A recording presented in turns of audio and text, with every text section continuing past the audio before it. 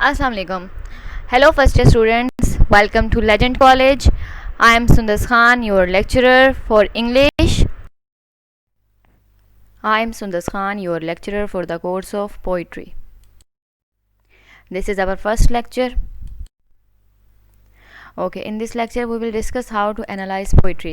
देखिए बेटा, हमारा जो कोर्स है जो हम लोगों ने इस सेमेस्टर में डील करना है वो है पोइट्री का. पोइट्री में आपको डिफरेंट जो है वो राइटर्स की पोइम्स दी जाएंगी जिनको आपको एनालाइज करना होगा, उनके कैरेक्टर्स के बारे में देखना होगा, उनको देखना होगा कैसे लिखी गई हैं, किस एज में लिखी गई हैं और आप उनको किस तरह से इंटरप्रेट कर सकते हो. तो ये तमाम चीज़ें करने से पहले आपको मैं एक जनरल ओवरव्यू दे रही हूँ कि अगर कोई भी पोइम या कोई भी पीस ऑफ राइटिंग है जो कि आपको दिया गया है कि आप इसको एनालाइज करो या इंटरप्रेट करो या आप इसको क्रिटिकली देखें, तो आपको उसको किस तरह से देखना है या किस तरह से आपने उसको डील करना है, किस तरह से आपने उस क्वेश्चन का आंसर करना है.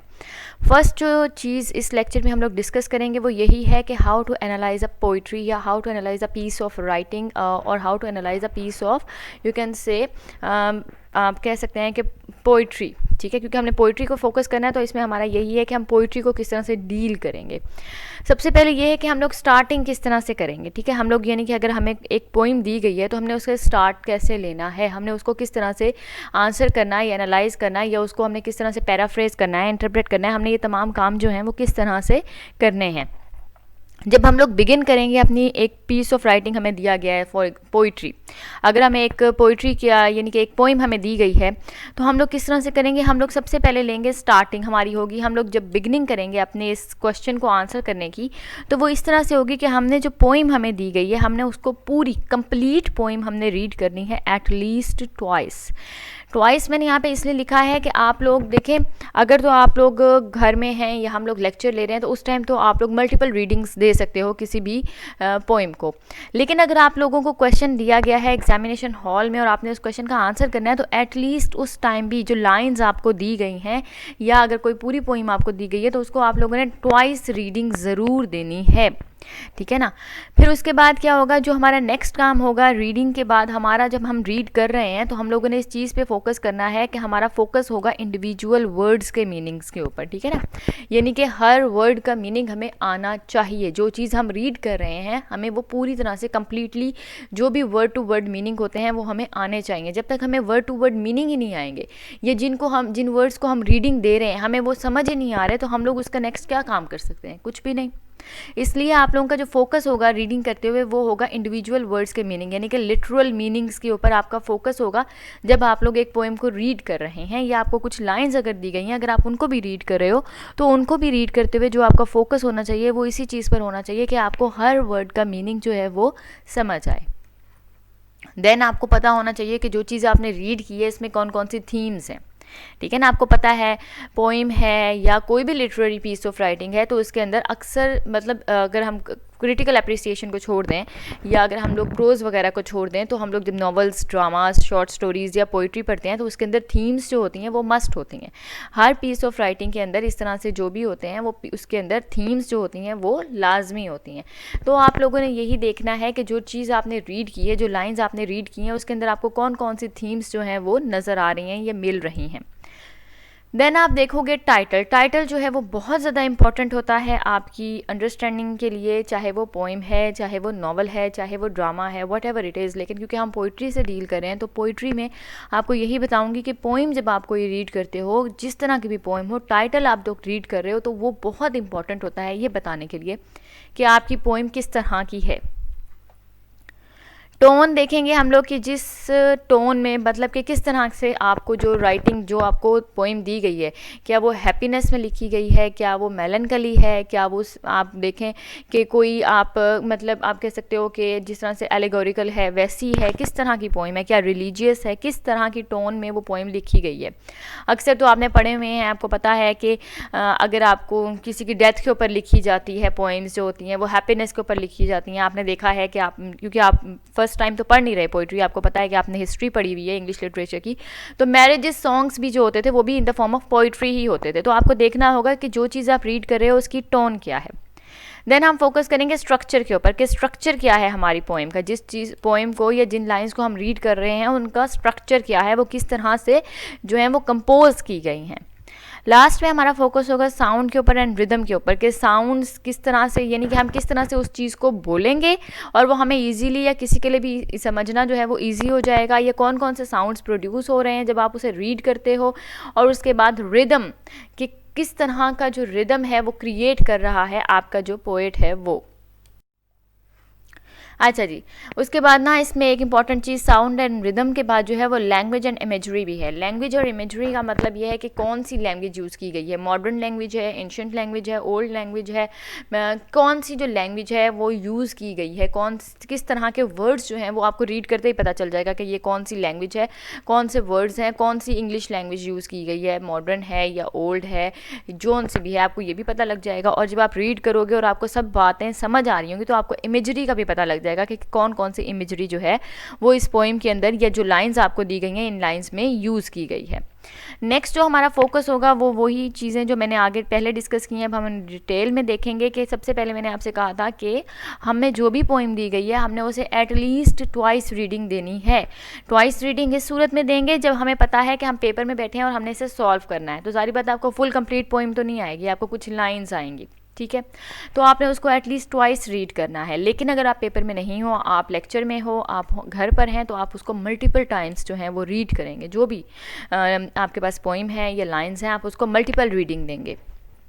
इससे क्या होता है, जब आप मल्टीपल रीडिंग देते हो तो बहुत से वर्ड्स ऐसे होते हैं, ये जो स्टाइल होता है, जो टोन होती है पोइम की, वो आपके माइंड में जो है वो बैठ जाती है। जब आप वो बैठ जाएगी और आप उसे दोबारा किसी भी टाइम रीड करोगे तो आपको पता होगा कि ये स्टार्टिंग में ऐसी थी पोइम, मिडल में इसका इस तरह से था, इसकी टोन जो है वो वर्ड्स जो थे, ये इसका जो एक स्टाइल ऑफ राइटिंग था या जो समझ आई थी आपको वो इस तरह से समझ आई थी कि मिडल में ये चेंज है और एंडिंग जो है वो इसकी बिल्कुल डिफरेंट है। तो ये चीज़ें जो हैं ये मल्टीपल रीडिंग्स जब आप देंगे तो आपको खुद ब खुद जो है वो समझ आ जाएंगी। तो जब हम लोग मल्टीपल टाइम्स रीड करते हैं तो बहुत से वर्ड्स होते हैं, बहुत से स्टाइल होता है पोएम का, जो या मीनिंग्स ऐसे होते हैं जो कि आपके माइंड में जो है वो बैठ जाएंगे, स्टोर हो जाएंगे, और जब आप उसको दोबारा कभी भी सुनोगे या रीड करोगे तो वो खुद ब खुद आपको समझ आने लग जाएगा। Then approach the deeper meanings, यानी कि जब तक आप लोग मल्टीपल रीडिंग्स नहीं दोगे एक पोएम को या पीस लाइंस को पोइट्री की, तब तक आप उसके डीपर मीनिंग्स को अप्रोच ना करें। यानी कि आप सोचें ही नहीं कि आपने देखना है कि हिडन मीनिंग्स क्या हैं या इसके डीपर मीनिंग्स क्या हैं या इसके अंदर क्या चीज़ है जो पोइट बताने की कोशिश करे। आपने सिर्फ उसकी सरफेस पे देखना है कि क्या बात कही जा रही है और उसके कौन कौन से मीनिंग्स हैं, जो कि वर्ड्स हैं जो कि आपको समझ में नहीं आ रहे, और आप उनको समझने की कोशिश करें, आप डीपर नहीं जाएंगे। Try to thoroughly and fully experience the poem. अच्छा, जब आप लोग उसे रीड कर रहे होंगे तो जो फोकस होगा आपका वो इस चीज़ के ऊपर होगा कि आप लोग हर वर्ड के ऊपर जो है वो फोकस, यानी कि आपने क्या करना है, आपने कोशिश करनी है कि जब आप रीड कर रहे हो तो आप जो भी वर्ड्स लिखे गए हैं या जो भी पोएम की लाइंस आपको दी गई हैं आप एक्सपीरियंस करने की कोशिश करें कि क्या हुआ, कैसे हुआ। यानी कि आप ऐसे बिल्कुल उसके अंदर जो वर्ड्स हैं आप इस तरह से एक्सपीरियंस करेंगे कि आपको लगे जैसे आपके साथ ही हो रहा है, ताकि आपको वो चीज़ जो है वो अच्छी तरह से समझ आए। आपको एक चीज़ तभी समझ आएगी जब आप उसको फुली जो है वो फुल कंसंट्रेशन के साथ पढ़ें और फिर उसको आप देखें कि हाँ जी ऐसे भी हो सकता था। एक्सपीरियंस करने की कोशिश करें, जो भी लिखा गया उसे समझने की कोशिश करें। नेक्स्ट जो हमारी इंपॉर्टेंट चीज़ है वो इज़ देयर अ टाइटल। जो इंपॉर्टेंट चीज़ है, टाइटल सबसे ज़्यादा इंपॉर्टेंट चीज़ होता है किसी भी पोएम का, नॉवल का, ड्रामा का। ठीक है, टाइटल क्यों इंपॉर्टेंट होता है? इसलिए क्योंकि इससे हमें क्लूज मिलते हैं फॉर अंडरस्टैंडिंग। जो भी टाइटल होगा, फॉर एग्जाम्पल जो आपकी एक बहुत फेमस पोएम है द रोड नॉट टेकन, इसका टाइटल ही ये है द रोड नॉट टेकन। तो इसको देखते ही आपको पता चल जाएगा कि वो उस रोड की बात की जा रही है जो कि नहीं लिया गया, जिसे छोड़ दिया गया। तो आप टाइटल को पढ़ते ही आपको पता चल गया है कि जो आपका जो भी है आपका पोएट है या जो भी आपका स्पीकर है उसके पास 2 ऑप्शंस हैं या 2 रोड्स हैं, जिसमें से उसने एक रोड लिया है और एक को उसने छोड़ दिया है, और फिर वो उस रोड की बात कर रहा है जिसको उसने छोड़ा है, द रोड नॉट टेकन। ठीक है, या जिसकी भी बात हो रही है, जिसने वो रोड नहीं लिया उसकी बात की जा रही है। फॉर एग्जांपल आपके कोर्स में जो है वो कैंटरबरी टेल्स हैं। कैंटरबरी टेल्स, अब नाम देखें टेल्स है तो इसका मतलब इसके अंदर बहुत सारी टेल्स होंगी। तो इस तरह से टाइटल जो होता है वो बहुत ज़्यादा इंपॉर्टेंट होता है आपको ये बताने के लिए कि ये जो पीस ऑफ राइटिंग है या ये जो लाइंस हैं ये किस चीज़ के बारे में है। Title is as an introduction to guide you. ये टाइटल जो होता है ये एक किस्म का इंट्रोडक्शन होता है, जिस तरह जब आप किसी को अपना नाम बताते हैं तो आप अपने आप को इंट्रोड्यूस करवा रहे होते हैं। नेक्स्ट टाइम आपको जब भी किसी ने बुलाना होता है आपको उसी नाम से बुलाता है। तो टाइटल भी इस तरह का एक इंट्रोडक्शन है जो कि आपको गाइड करता है कि ये जो लिखा गया है, ये जो पोइम है, ये जो लाइन्स हैं, ये किस तरह की हैं, किस बारे में हैं। नेक्स्ट जो आपने इंपॉर्टेंट चीज़ है आपकी जिसके ऊपर आपने फोकस करना है वो है आपकी कामनेस, यानी कि आपने टेंशन नहीं लेनी। आपको समझ आ रहा है तब भी, आपको नहीं समझ आ रहा तब भी, आपने ना एक्साइटेड होना है, ना आपने वरिड होना है, आपने परेशान नहीं होना। आपने काम रखना है अपनी नर्व्स को, आपने काम रखना है अपने आप को, क्योंकि अगर आप परेशान हो जाएंगे तो भी आपको समझ नहीं आएगा। अगर आप ओवर एक्साइटेड हो जाते हो कि मुझे तो सब आ रहा है, तो भी आप जो हो वो ब्लंडर करेंगे। फोकस करेंगे meaning of poems as a whole. हमने क्योंकि देखिए मैंने आपको पहले बताया कि हम लोगों ने किस तरह से रीडिंग स्टार्ट करनी है। सबसे पहले आपने पोइम को मल्टीपल रीडिंग्स देनी है, आपने कोशिश करनी है वर्ड बाय वर्ड जो भी वर्ड्स लिखे हुए आपको उनका मीनिंग आए, ठीक है। नेक्स्ट इससे भी पहले आपने टाइटल पे फोकस करना है कि टाइटल क्या है। देन आपने जो फोकस करना है, अब आपको क्योंकि वर्ड बाय वर्ड मीनिंग पता लग गया, अब आपका काम यह है कि आपको एज अ होल पोइम का जो मीनिंग है या राइटर जो एक आपको मैसेज देने की कोशिश कर रहा है आप उसको समझेंगे। अब आपकी ये टर्न आई है, अब आपका ये स्टेज आ गई है कि अब आपको क्योंकि वर्ड बाय वर्ड मीनिंग की समझ आ गई है तो अब आप पोएम को एज अ होल जो है वो एक मीनिंग देने की कोशिश करेंगे। Try to look up for meanings of words you don't understand. और इसके लिए क्या करना होगा, इसके लिए आपको वर्ड बाय वर्ड जो है तमाम वर्ड्स का मीनिंग आना चाहिए। तो अगर आपको तमाम वर्ड्स का मीनिंग आ रहा है वेल एंड गुड, फिर आप एज अ पोइम को एज अ होल एक मीनिंग देने की कोशिश करें। लेकिन अगर आपको वर्ड बाय वर्ड मीनिंग्स नहीं आ रहे तो, और आप लेक्चर में हैं या आप घर हैं, तो आप उन तमाम वर्ड्स को नोट डाउन करें, उनके मीनिंग्स देखें। देन आप जो हैं वो अपनी नेक्स्ट स्टेज पे जाएंगे कि आप एक पूरी पोइम को एज अ होल देखेंगे। Read the poem again when you understand the meanings of all the words. जाहिर सी बात है जब आपने वर्ड बाय वर्ड मीनिंग्स, आपको तमाम वर्ड्स के मीनिंग्स पता लग गए तो आप पोइम को एक और रीडिंग देंगे ताकि अब आप पोइम को एज अ होल देखें कि उसका क्या मीनिंग बन रहा है या राइटर क्या मैसेज आपको देने की कोशिश कर रहा है। अच्छा, अब इसके बाद क्या है, इसके बाद है रीड द पोइम अलाउड। यानी कि अब आपने क्या करना है, अब आपने ये नहीं है कि पोइम पकड़े और ज़ोर ज़ोर से चिल्लाना शुरू कर दें, नहीं, आपने ऐसा नहीं करना। आपने पोइम को लाउड रीडिंग ज़रूर देनी है, ये आपके लिए मस्ट है, ठीक है, ये आप ज़रूर दें। एग्जामिनेशन हॉल में तो आप ऐसा नहीं कर सकते, लेकिन तब भी आप इतनी आपकी वॉइस होनी चाहिए कि आप जो बोल रहे हो वो आपके कानों में जाए। इससे क्या होता है, अक्सर क्या होता है जब हम पढ़ रहे होते हैं ना कोई चीज़, हम दिल में पढ़ रहे हैं या हम आहिस्ता आहिस्ता मुंह में पढ़ रहे हैं, तो वो चीज़ हमें कम्प्लीटली जो है वो समझ नहीं आती। लेकिन जब हम किसी चीज़ को लाउड रीडिंग देते हैं, इतनी लाउड कि वो हमारी आवाज़ जो है वो हमारी कानों में जाए, ज़रूरी नहीं है कि आप चिल्लाना शुरू कर दें, नहीं, आपकी आवाज़ इतनी ज़रूर होनी चाहिए कि आपकी आवाज़ आपके कानों में जाए। ताकि अक्सर ऐसा होता है जब हम इस तरह से लाउड रीडिंग देते हैं तो बहुत से वर्ड्स, बहुत सी लाइन्स ऐसी होती हैं जो वैसे तो हमें समझ नहीं आ रही होती, लेकिन जब हम उनको थोड़ी सी लाउड रीडिंग देते हैं तो वो खुद ब खुद हमें समझ आने लग जाता है, एक सेंस बनाने लग जाती है कि अच्छा इसका ये मीनिंग था। Poems are meant to be heard. और एक और रीज़न लाउड रीडिंग की ये है कि poems are meant to be heard, क्योंकि पोइम्स को लिखा ही इसलिए जाता है ताकि उन्हें सुनाया जाए, यानी कि एक जो है वो रीडर पढ़कर या बोलकर दूसरे को, क्योंकि आप देखें पोइट्री क्या होती है, शार क्या होते हैं, बोल के बताए जाते हैं। स्पेशली जिसने लिखे होते हैं उसका जो एक अंदाज़े बयां होता है वो बिल्कुल डिफरेंट होता है एज़ कम्पेयर टू अदर्स। तो पोइम्स का मकसद ही ये होता है कि इनको बोल कर या मतलब आवाज़ के साथ या ज़ुबानी जो है वो लोगों को सुनाया जाए। तो जब आप पोइम्स पढ़ते हैं इस तरह से तो एक तो पोइम्स का जो मेन वो है मकसद वो पूरा हो जाता है, और सेकेंडली जो चीज़ें आपको समझ नहीं आ रही होती वो आपको सडनली जो है, जो ट्रबल पार्ट्स होते हैं, जो मुश्किल पार्ट्स होते हैं, या जो आपको लग रहा होता है कि ये आपको समझ नहीं आ रहे, जब आप उसको अपनी नॉर्मल वॉइस में रीड करते हैं, यानी कि इतनी वॉइस कि आपकी आवाज़ आपके कानों में जाए, तो वो खुद ब खुद आपको एक अंडरस्टैंडिंग, एक सेंस जो है वो बनाना शुरू कर देती है और आपको कंप्लीट समझ आ जाता है। नेक्स्ट जो हमारा फोकस है वो है पंचुएशन के ऊपर। पंचुएशन आपको पता है कि राइटिंग में पंचुएशन जो है वो बहुत ज़्यादा इंपॉर्टेंट होती है। अब आप ये देखें, अगर तो आपको ज़ुबानी बताया जा रहा है तो आपको वही मैंने जो पहले बात कही कि शायरी होती क्या है, अंदाज़े बयां होता है, ठीक है। अगर तो आपको ज़ुबानी बताया जा रहा है तो उसमें तो पंचुएशन की ज़रूरत ही नहीं, अंदाज़े बयां ही ऐसा होगा कि आपको समझ आ जाएगा। लेकिन अगर आपको कोई चीज़, यानी कि पोइम्स जिस तरह के हैं रिटन फॉर्म में दी जा रही हैं, ये lines of poetry written form में आपको दी जा रही हैं, तो उसके लिए पंचुएशन जो है वो मस्ट है। क्यों? पंचुएशन आपको गाइड करती है, यानी कि जो रीडर है पंचुएशन उसको गाइड करती है। हमेशा जो हमारी एक लाइंस होती हैं, जो पोइट्री की हमारी लाइंस हैं, वो जब एंड होती हैं, आपको पता है कि पोइट्री किस तरह से लिखी जाती है, पोइट्री एक पूरा पूरा सेंटेंस नहीं होता बल्कि कुछ लाइंस होती हैं। तो पोइट्री की लाइंस जहाँ एंड हो रही हैं, ज़रूरी नहीं है कि आपका सेंटेंस भी वहीं एंड हो रहा हो, ठीक है। यहाँ पे देखिए मैंने लिखा हुआ है कि end of lines is not frequently the end of sentence. हमेशा यानी कि अक्सर, फ्रीक्वेंटली आपका जब एंड ऑफ लाइन होती है इन द पोइट्री, वो ज़रूरी नहीं है कि एंड ऑफ सेंटेंस भी हो। आपको पता है कि हमारा ब्रेक जो होता है हमेशा वो एंड ऑफ सेंटेंस पे होता है।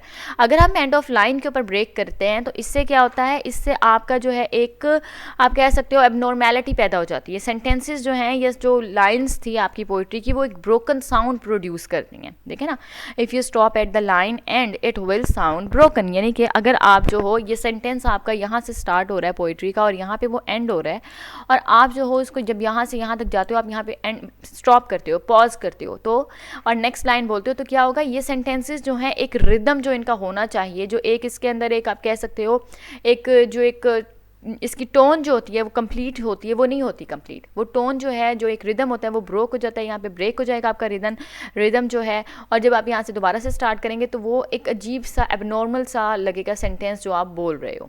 तो आप लोगों ने कोशिश ये करनी है कि पंचुएशन को आप ज़रूर अपनी अटेंशन देंगे, आप इसको देखेंगे कहाँ कहाँ पे आपका फुल स्टॉप है, जहाँ पे आपने कंप्लीट ब्रेक स्टॉप करना है, कहाँ पे आपका कॉमास हैं, जहाँ पे आपने स्मॉल पॉज देना है, क्योंकि जब तक आप बोल रहे हो जो वही आप सही से नहीं बोल रहे तो आपको समझ भी नहीं आएगा। इसलिए आपका फोकस पंचुएशन पर होगा जब आप रीड करेंगे पोइट्री को, ताकि जो कुछ भी आप बोल रहे हैं वो एक नॉर्मल रिदम के साथ आप बोलें। आपको वही बात आपके कानों में जब जाएगी तो आपको समझ आएगी, एक सेंस क्रिएट करेगी, और जो आपके ट्रबल्ड पार्ट्स हैं जो आपको समझ नहीं आ रहे वो आपको ईजीली समझ आ जाएंगे।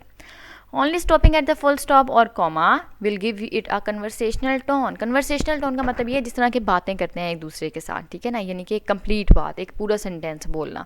अगर हम बीच बीच में ब्रेक लगाते हैं जहाँ पे सेंटेंस ख़त्म नहीं हो रहा, जहाँ पे फुल स्टॉप और कॉमा नहीं है, लेकिन हम वहाँ पे क्योंकि लाइन एंड हो रही है इसलिए हम वहाँ पे रुक रहे हैं, हम वहाँ पे ब्रेक कर रहे हैं, हम वहाँ पे स्टॉप कर रहे हैं, तो आपका जो सेंटेंस है वो ब्रेक हो जाएगा। जो एक कन्वर्सेशनल टोन है, जो एक रिदम है, वो टूट जाएगी और आपको समझ नहीं आएगा। Try paraphrasing. पैराफ्रेजिंग का आपको मीनिंग पता है कि जो पोइट्री की लाइंस आपको दी गई हैं उन्हें आप सिंपल करके सिंपल सेंटेंसेस में लिखें, ठीक है।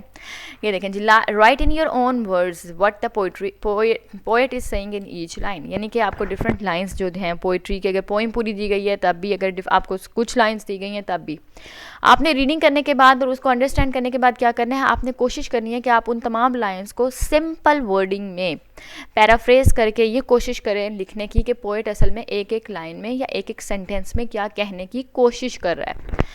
अब आप जब ये लिखेंगे ना एक एक लाइन या एक एक सेंटेंस जो कि पोएट ने कहा है, ये जो आपको पोइम दी गई है उसके, तो आपको क्या होगा, आपको खुद ब खुद अंदाज़ा हो जाएगा कि कौन से एरियाज़ हैं जहाँ पे आपको फर्दर वर्क की ज़रूरत है, कौन कौन से एरियाज़ हैं जिसके अंदर आपको समझ आ रहा है कि आपकी कुछ लैकिंग है, या आपको लग रहा है कि ये जो है ना ये सही मीनिंग नहीं बन रहा। तो फिर आपका फोकस क्या होगा, फिर आपका फोकस होगा उन कंप्लीट एरियाज़ के ऊपर या उन स्पेसिफिक एरियाज़ के ऊपर जिनका आपको पता है कि ये जो है ना ये ठीक मीनिंग नहीं बना रहे या ये हमें ठीक तरह से समझ नहीं आ रहे। Focusing on that there is only one true meaning. एक बात को आप माइंड में रखें अपने। देखें जी, हम लिटरेचर पढ़ रहे हैं, हम पोइट्री पढ़ रहे हैं। पोइट्री में जिसने लिखा है उसका क्या मीनिंग है आप कभी भी गेस नहीं कर सकते, क्योंकि आपको कभी भी राइटर आकर खुद ये नहीं बताएगा कि मैंने यहाँ पर ये लिखा था या जब मैं ये लिख रहा था मेरा ये मीनिंग था। ठीक, आपका फोकस होता है कि जो लिखा गया है हम उसका जितना अच्छा मीनिंग बना सकते हैं, जितना अच्छा हम उसको पैराफ्रेज या जितना अच्छा हम उसको जो है वो एनालाइज कर सकते हैं हम कर लें। लेकिन आप लोग ये नहीं कह सकते कि जो कुछ आपने लिखा है वो एक वन ट्रू मीनिंग है या यही एक मीनिंग था जो इस लाइन का बन सकता है। That is not possible. ठीक है, देखें, अगर आप एक ही लाइन या आप एक ही पोइम 10 बच्चों को देंगे ना कि आप इनको एनालाइज करें या आप इनको देखें कि इसके अंदर क्या है क्या नहीं है, तो आपको 10 बच्चे 10 डिफरेंट लाइन उसको 10 डिफरेंट तरीके से एनालाइज करके देंगे। हर बच्चे का या हर बंदे की अंडरस्टैंडिंग जो होती है वो डिफरेंट होती है, और हर बंदा जब किसी पोइम को एनालाइज करता है या किसी भी पोइट्री को एनालाइज करता है, किसी भी लाइंस ऑफ पोइट्री को एनालाइज करता है, तो वो उसको अपनी अंडरस्टैंडिंग अपने नॉलेज के मुताबिक एनालाइज करता है। इसलिए आप कभी भी ये नहीं कह सकते कि जो कुछ आपने लिखा है एक वही चीज़ थी या वही एक ट्रू और कंप्लीट मीनिंग था जो कि उसका बन सकता था।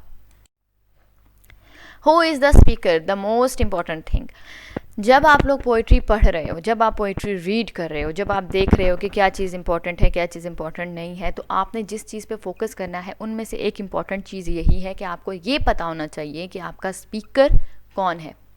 जब तक आपको यही नहीं पता कि जो लाइंस आप रीड कर रहे हो या जो लाइंस आप जो हो वो एनालाइज करने की कोशिश कर रहे हो उनमें स्पीकर कौन है, आप हमेशा ये नहीं कह सकते कि जो poet is the speaker, because poet is not always the speaker. हमेशा हमेशा जो होता है, आप नॉवेल्स में देखें, अक्सर नॉवेल्स में कैरेक्टर्स होते हैं जो अपनी बात कर रहे होते हैं, ठीक है ना, तो उसमें आप लोग ये तो नहीं कह सकते ना राइटर इज़ द स्पीकर, उसमें तो कैरेक्टर ही बात कर रहा है, कैरेक्टर अपनी बात कर रहा है। इसी तरह पोइट्री में भी आप देखेंगे कि आप देखें जिस तरह कैंटरबरी टेल्स हैं, उसमें कैंटरबरी टेल्स में डिफरेंट टेल्स बताई जाएंगी आपको, तो क्या वो तमाम की तमाम टेल्स हम कहें चौसर ने बताई हैं, जबकि उसने तो डिफरेंट कैरेक्टर्स क्रिएट किए हैं और हर कैरेक्टर अपनी टेल आपको बताएगा, अपनी स्टोरी आपको सुनाएगा। तो आपको यही देखना है कि स्पीकर कौन है। जब तक आपको ये नहीं पता लगता कि स्पीकर कौन है, आप हमेशा जो हो वो कभी भी उसका ट्रू मीनिंग जो हो वो नहीं निकाल सकते, या सही मीनिंग जो है आप उस तक नहीं पहुंच सकते। Never confuse poet with the speaker of the poem. कभी भी आपने पोएट को स्पीकर ऑफ द पोएम के साथ कन्फ्यूज़ नहीं करना। आपने जब लाइन्स को रीड करना है, मल्टीपल रीडिंग्स देनी है, तो वो इसीलिए भी देनी है ताकि आपको ये पता लग जाए कि आखिर हु इज़ द स्पीकर। वही बात जो मैंने आपसे कही कि most of the time speaker कौन होता है, एक कैरेक्टर होता है। वो पोइट्री के अंदर हो सकता है, अगर नॉवल है, ड्रामा है, उसके अंदर वो अलग से स्पीकर होगा आपका, ठीक है ना। तो आपने ये देखना है कि स्पीकर कौन है आपका। Understanding who is the speaker will help you to approach the poem easily. जब आपको ये पता लग जाएगा कि आखिर स्पीकर है कौन, तो आपको ये भी पता लग जाएगा कि आपने पोएम को अप्रोच किस तरह से करना है, आपने पोएम को डील किस तरह से करना है, आपने पोएम को एनालाइज किस तरह से करना है। There are no useless words. ये एक चीज़ माइंड में रखें। अक्सर जब आप रीड कर रहे होते हैं ना पोइट्री को या पोइम को, आप क्या करते हो, आपको लगता है जी ये तो वर्ड जो है ना ये विदाउट एनी मीनिंग है, या इस वर्ड का यहाँ पे कोई लिंक ही नहीं बनता था, ये तो जो है ऐसे ही लिख दिया हुआ है। ऐसा नहीं होता। हमारे जब आप खुद देखें, कोई भी शायर जब कोई शायरी करता है तो हर वर्ड जो उस लाइन में जो वो शायर है वो शेर लिखता है, तो वो हर वर्ड जो है वो सोच समझ के, बहुत ज़्यादा सोच समझ के लिखता है। इसी तरह पोइट्री में हम नहीं कह सकते कि कोई भी वर्ड जो है वो यूज़लेस है और हम इस वर्ड को छोड़ देते हैं, हम इसे डिसमिस कर देते हैं क्योंकि इस वर्ड का तो मीनिंग ही नहीं बन रहा, ये वर्ड तो यहाँ पर इस लाइन में कोई सेंस ही नहीं दे रहा, ठीक है। ऐसा नहीं होता, ऐसा हो ही नहीं सकता। जिसने इतनी मेहनत करके लिखा है उसने हर चीज़ को देख कर सोच समझ कर लिखा है, और हर चीज़ जो है, हर वर्ड जो है वो इम्पॉर्टेंट है, अपनी मीनिंग, अपना मीनिंग, अपनी प्लेस वो रखता है। Images and symbols have a purpose in the overall meaning of the poem. यहाँ पे देखें ना, आप देखें हर वर्ड्स जो हैं, अक्सर वर्ड्स आपको इमेजेस और जो है सिम्बल्स रिप्रेजेंट करते हैं, और ये जो इमेजेस और सिम्बल्स होते हैं ये हमें कहाँ हेल्प करते हैं, ये हमें हेल्प करते हैं जब हम पोएम को एक ओवरऑल मीनिंग देने लगते हैं, जब हम पोएम को एज अ होल देखते हैं और उसको एक कंप्लीट और फुल सेंस देने की कोशिश कर रहे होते हैं। तो हम क्या फोकस होता है हमारा फोकस होता है इमेजेस के ऊपर एंड सिम्बल्स के ऊपर। और ये इमेजेस और सिम्बल्स कैसे आते हैं, ये इमेजेस और सिम्बल्स जो होते हैं वो डिफरेंट वर्ड्स जो हैं वो इन इमेजेस को और सिंबल्स को रिप्रेजेंट कर रहे होते हैं। इसलिए आप लोग कभी भी किसी भी पोइम में या लाइंस ऑफ पोइट्री में किसी भी वर्ड को ऐसे ही डिसमिस नहीं करेंगे कि ये इंपॉर्टेंट नहीं है या ये यहाँ पर ऐसे ही लिखा गया है।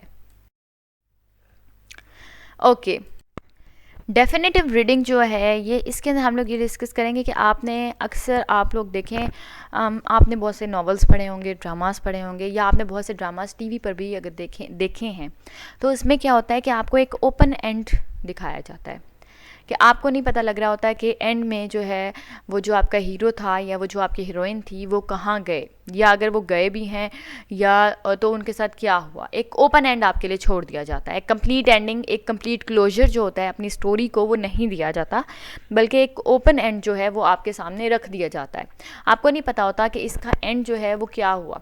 हो सकता है बाद में वो मिल गए हों, बाद में वो सेपरेट हो गए हों, आपको कंप्लीट, आप स्पेसिफिक एक एंड जो होता है वो आपको नहीं पता होता, आपको एक कंप्लीट क्लोजर जो होता है वो नहीं दिया गया होता। तो पोइम्स में भी इसी तरह से होता है। डेफिनेटिव रीडिंग का मतलब ये है कि आपने जब उसको रीड कर रहे हो ना, तो आपने कभी भी ये माइंड में नहीं रखना कि इसकी एक डेफिनेट या कंप्लीट क्लोजर आपको मिलेगा। एक कंप्लीट सेंस ऑफ कंप्लीटनेस जो होती है, एक सेंस ऑफ कंप्लीटनेस जिसे हम कहते हैं, या हम जिसे कहते हैं कि एक स्पेसिफिक एंड जो है वो आपको ज़रूरी नहीं है कि हर पोइम में मिले। अक्सर पोइट्स ने भी अपनी जो पोइट्री होती है, अपनी जो पोइम्स होती हैं, जो लाइंस ऑफ पोइट्री होती है, उसको एक डेफिनेटिव मतलब कि जो एंड होता है, एक स्पेसिफिक या कंप्लीट एंड जो होता है वो नहीं दिया होता, बल्कि एक ओपन एंडिंग आपके लिए छोड़ दी होती है। ठीक है ना। ये देखें जी, many poems are open ended, यानी कि इनका एक कंप्लीट क्लोजर नहीं होता, इनका एक स्पेसिफिक एंड नहीं होता। डेफिनेटिव का मतलब होता है स्पेसिफिक एंड होना, लेकिन यहाँ जो मैं आपको बात बताने की कोशिश कर रही हूँ वो यही कर रही हूँ कि हर पोइम का एक डेफिनेट एंड यानी कि स्पेसिफिक एंड जो है वो नहीं होता। हमेशा या अक्सर जो पोइट्स होते हैं वो रिफ्यूज़ करते हैं रिजॉल्व करना इंटरनल टेंशंस, यानी कि जो वो आपको इतनी टेंशंस क्रिएट करके दिखाते हैं through their poetry, at the end वो उसको एक कंप्लीट क्लोजर नहीं देते, वो रिफ्यूज़ करते हैं, वो इस चीज़ को रिजेक्ट करते हैं कि हम लोग हर जो इंटरनल टेंशन हमने दिखाई थी हम उसको रिजॉल्व नहीं करेंगे। Remember there are approaches and interpretations other than your own, और ये वो बात है जो हम ऑलरेडी डिस्कस कर चुके हैं कि जब भी आप किसी पोएम को डिस्कस करेंगे, एनालाइज करेंगे, तो आपने इस चीज़ को माइंड में रखना है कि आप ज़रूरी नहीं है कि जो मीनिंग आप निकाल रहे हो एज अ होल या एज लाइन बाय लाइन वो ही एक स्पेसिफिक या कंप्लीट इंटरप्रिटेशन है, या एक यही अप्रोच थी जिसके थ्रू आप इस इन लाइन्स ऑफ पोइट्री या इस पोइम का जो है वो मीनिंग निकालो। Not necessary. हमेशा हर इंसान की जो एक इंसान जब एक क्वेश्चन सॉल्व करता है तो वो उसको सॉल्व करता है अकॉर्डिंग टू हिज और हर ओन माइंड, हिज और हर ओन अप्रोच, हिज और हर ओन नॉलेज। तो जिस तरह से नॉलेज वेरी करता है, जिस तरह से आपकी अप्रोचेस जो हैं वो वेरी करती हैं, इसी तरह से आपकी जो इंटरप्रिटेशंस होंगी of the same line of poetry different होंगी। और कभी भी आप किसी को ये नहीं कह सकते कि मेरी जो है ये सही है इंटरप्रिटेशन या मैंने सही से एनालाइज किया है और आपकी जो है ये गलत है, क्योंकि आपको जब तक खुद एक पोइट आके नहीं बताता कि मैंने ये इस तरह से लिखा था और इसको इस तरह से आपने एनालाइज करना है या ये इसी तरह से एनालाइज हो सकता है, आप कैसे कह सकते हो कि जो पोइट ने लिखा था वो आपसे मैच करता है और जो दूसरे ने लिखा है वो उससे मैच नहीं करता। तो ये बात आप अपने माइंड में रखेंगे कि जब भी आप किसी भी लाइंस ऑफ पोइट्री की इंटरप्रिटेशन करते हैं या उनको एनालाइज करते हैं, आप करते हो या कोई और करते हो, तो कभी भी वो एक स्पेसिफिक नहीं हो सकता, एंड नहीं हो सकता, कभी भी वो एक स्पेसिफिक नहीं हो सकता कि यही एक तरीका था, ये यही मीनिंग्स हैं जो इन लाइंस के निकलते हैं, इसके अलावा और कोई मीनिंग निकल ही नहीं सकता, या जो मीनिंग मैंने निकाला है, जो जिस तरह से एनालाइज मैंने किया है, जिस तरह से इंटरप्रेट मैंने किया है, बस यही ठीक है। इस तरह इसके अलावा ना तो एनालाइज हो सकता था किसी और तरीके से, इसके अलावा ना ही इंटरप्रेट हो सकता था किसी तरीके से, ये चीज़ें आप नहीं कह सकते। ठीक है, आपने ये तमाम की तमाम चीज़ें जो हैं ये अपने माइंड में रखनी है। I hope each and everything is clear. If you have any questions, you can ask me. Thank you.